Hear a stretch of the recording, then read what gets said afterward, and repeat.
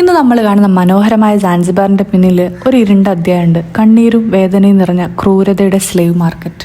നൂറുകണക്കിന് വർഷങ്ങൾക്ക് മുമ്പ് ആഫ്രിക്കയുടെ പല ഭാഗത്തു നിന്നും പിടിച്ചുകൊണ്ടുവരുന്ന സ്ത്രീകളെയും പുരുഷന്മാരെയും ഒരു പശുവിന്റെ വില പോലെ ചർച്ച ചെയ്ത് വിറ്റിരുന്ന അടിമച്ചന്ത. സ്വാതന്ത്ര്യം ഇന്ന് നമുക്ക് സാധാരണമെന്ന് തോന്നുന്ന ഈ വാക്ക് ഒരിക്കൽ ആയിരങ്ങളുടെ ജീവിതം കവർന്നെടുത്ത സ്വപ്നമായിരുന്നു.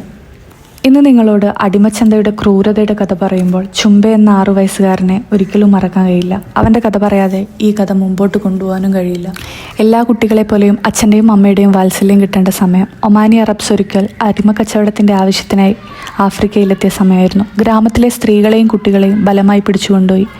ചെറിയ കുട്ടിയായിരുന്ന ചുംബെ അമ്മയുടെ കൈവിട്ടും പോയി.